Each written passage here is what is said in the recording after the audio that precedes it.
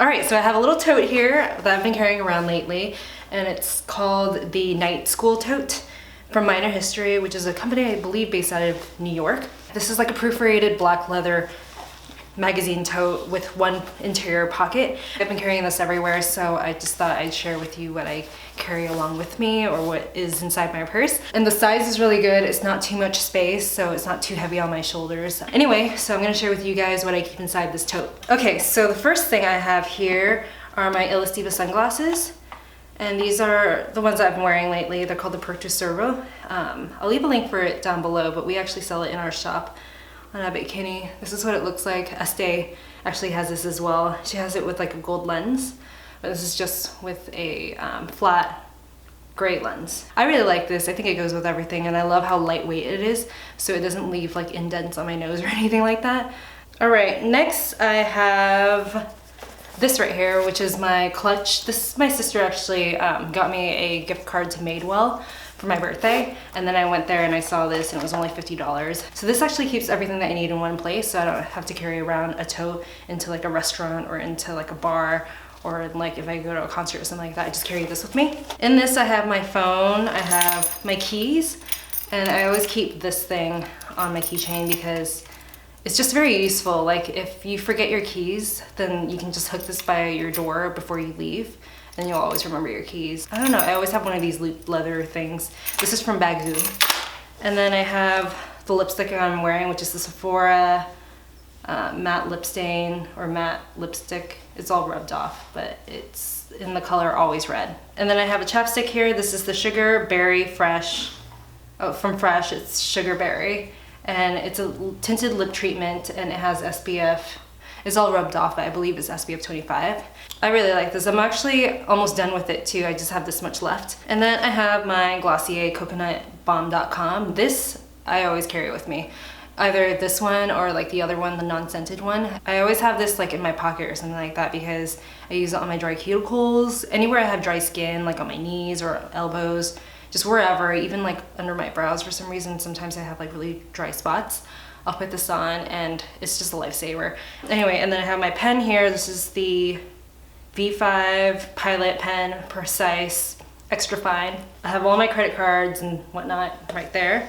I have a perfume sample. This is actually from Sephora. It's Commodity, which is the fragrance that I have right here. My hands are kind of full right now. I'll set this aside. But it's this right here.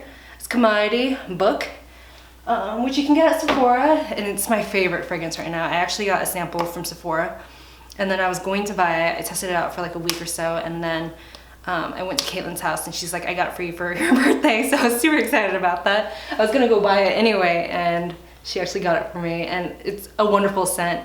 It's like bergamot, which is, I love Earl Grey. There's bergamot and Earl Grey. There's cucumber, there's sandalwood. It's a very clean scent, non-offensive, and it's kind of androgynous. You can't really tell if it's for men or women. It's actually unisex, so I love it, and I have a sample of it in my purse. And yeah, I always carry around samples like this so I can like test out fragrances before I purchase them, because I've purchased fragrances before and then got really bummed out that I spent like a boatload of money on something that I'm allergic to or get headaches from. Okay, and then in this interior pocket right here, I have my earbuds from, they're just the Apple iPhone ones. But the cool thing about this is that when I was in New York, like ages ago, I bought one of these things. I don't know what they're called. I'll try to find out on Amazon, but it's the most useful thing ever because I always tangle up my earbuds. And with this, you just kind of like wrap it around and your earbuds are never tangled, which is really nice. And then I have my Moleskin. This is actually the first year that I bought something besides a black weekly Moleskin, or a black Moleskin in general. This is my first colored Moleskin, which I'm really excited about. They did go under new production, so like this is different. The paper's different as well. Ian pointed that out. So the Moleskin that I normally always buy every year for the past like decade or so, it splits your week into 2 pages.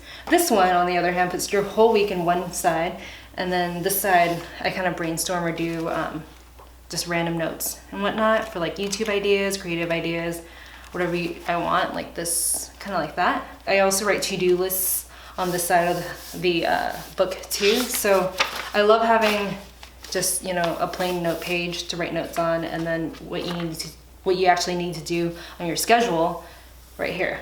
I don't really know what this one is called, but I'll try to link it down below in the description box.